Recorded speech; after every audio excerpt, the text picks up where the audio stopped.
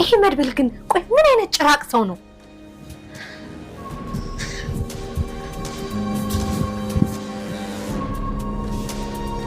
ማወቅ አልቻልኩም። ትሰሚኛለሽ ማለት ዝና ማለት ለኔ ምን እንደሆነ አታውቂም። እያስቆጣችሁ ነው። የተቆጣሁለት ደግሞ ምን እንደማድረግ አንቺ ታውቂያለሽ። እኔ ምን ላድርግ ካለ እኔም እኮ እንዳንተው ነኝ። ዝና የት እንዳለ ምንም ማወቅ አልቻልኩም። እህትሽ ናት ዝናን አሳልፋ የሰጠችው። ለማን እንደሰጠችው እኔ ፊት ቀርባ ከመናገሯ በፊት ለአንቺ ትንገርሽ። የኔን ፊት ካየች እዚች ምድር ላይ መኖር አትችልም። እሺ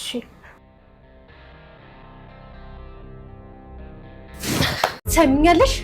ከዝና በእጥፉን የባሰ ጀግና እየመጣለ ነው። በይ የዝናን አንድ ዘለላ ጸጉሩ ቢነካ ዝናን ጫፉን ብትነካው ከአንድ ቀን የዘለለ እድሜ እንደሌለ ንገሪልኝ ብሎኛል። አንቺ የባልሽ መጥፋት ሳያሳስብሽ ሳያስጨንቅሽ ዝና ጠፋ ብለሽ እንደዚህ ትሆኛለሽ? አንቺ ጋር መቼም አንላቀቅ።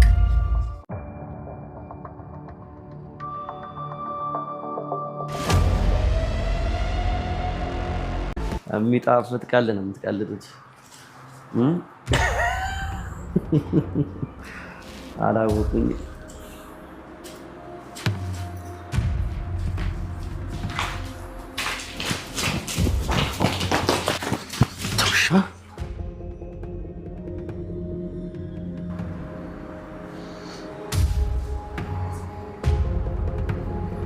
በጣም ብልጥ የሆንክ ነው አይደል ይመስል። ወዲህ ለምን ደማለቀ? ለማንኛውም ተስፋ አንቁርጥ። ከዚህ የምትወጣው የጠየቅኩህን አንድና አንድ ስትመልስ ብቻ። እኔ ምንም የማውቀው ነገር የለም አልኩ።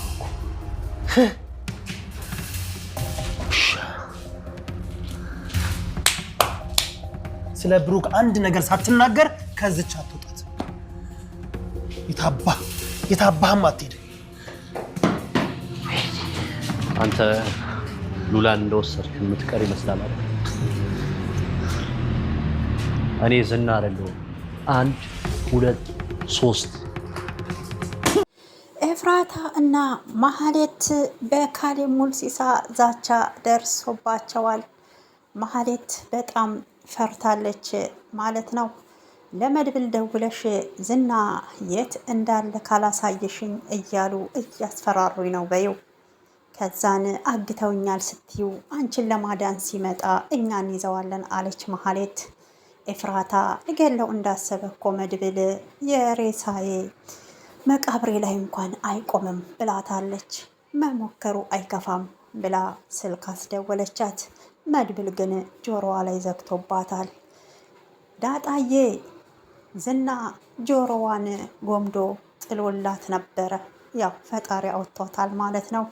ዝና ብሩኬት እንዳለ ተናዘዝ ቢባልም እኔ በፍጹም አላውቅም እያለ ይገኛል።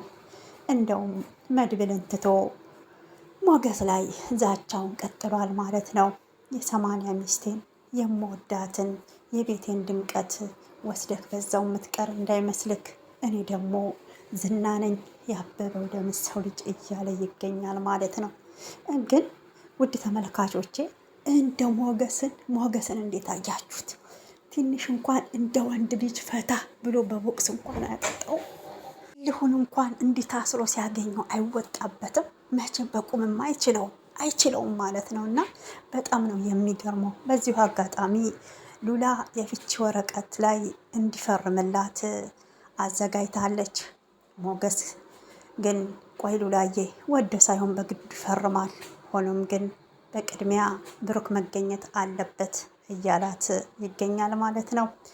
ማህሌት ቅድስትን መታ ቤት ድረስ አስፈራርተዋለች።